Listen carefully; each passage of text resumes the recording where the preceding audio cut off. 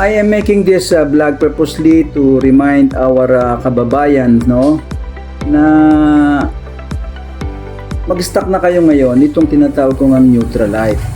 Kasi itong malakas na bagyo na ito na Uwan ay paparating na yan eh. Sigurado yan na maraming dalang sakit yan, no, sa atin, no?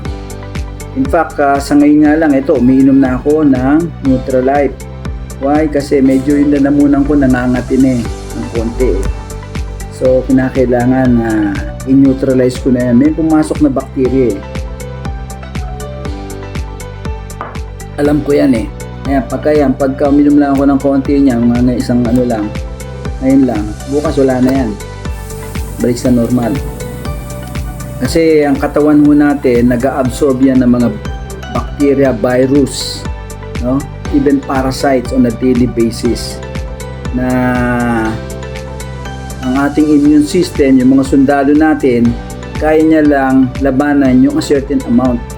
Pero pag dumami na yung bacteria na yan, mga toxins na yan na pumasok sa iyo sa katawan, mga bacteria, virus na yan, hindi niya na makakaya kahit anong lakas pa ng sundalo ng ating katawan. That's why you need to have a support para patayin yung iba na yon. Now, in 1 week's time, sabi ko nga sa inyo, no, nag-a-accumulate ka na yan on a daily basis. Kaya pagdating mo ng mga weekend, lapa na yung katawan mo. Lata na siya. Kasi napakaraming toxin na pumasok. That's why you need to take Nutrilite para ma-neutralize yung pumasok na yon. At normal na naman na yung immune system mo, kaya niya lang yung certain amount of bacteria, virus na pumapasok sa katawan mo. Kasi hindi naman po pwedeng wala.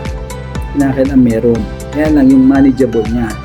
Pero pag sumobra na nga, hindi niya nakakayanin. Kailangan mo may support ka nitong Nutrilite, which is a natural antibiotics na tinatawag ko. No? Kaya itong pagpasok nitong uwan na to, no, this week, sigurado yan na maraming dalang sakit yan, no?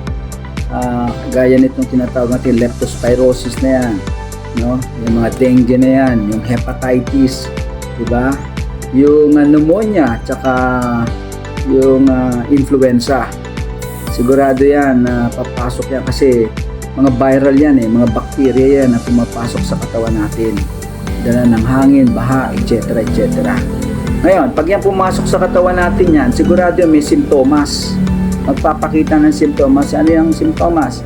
Sakit ng ulo, sakit ng katawan, diba? Ubo, trangkaso, lagnat, sipon, diba? Minsan meron pang diarrhea, pagtatae, sakit ng tiyan, pagkahilo, pagkasukas, nagsusuka, walang ganang kumain. Mga ano yan, tapos minsan pagka umabot na sa level ng hepatitis sa liver mo, magkakaroon ka na ng problema ng hepatitis, paninilaw ng katawan, at eventually yung kagaya ng mga iba na nadapuan nung pneumonia, eventually pati yung kidney na apektuhan, diba? Hindi siya makaihi, etc. etc.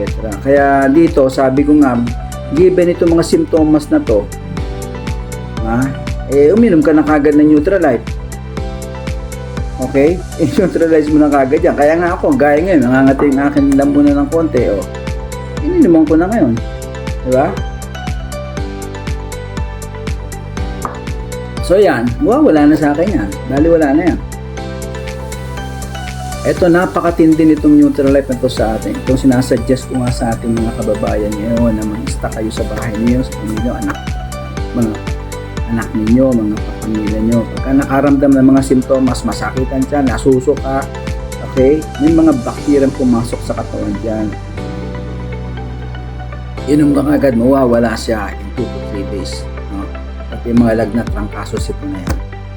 So, I hope na-remind ko kayo kasi sabi ko nga, hindi lang pagkain ang kailangan. Ang importante, hindi ka magkasakit. Pwede ka nga hindi kumain ng ng ilang araw eh. Pero pag may sakit ka, tapos lahat. Diba? Okay? Yun na, salamat.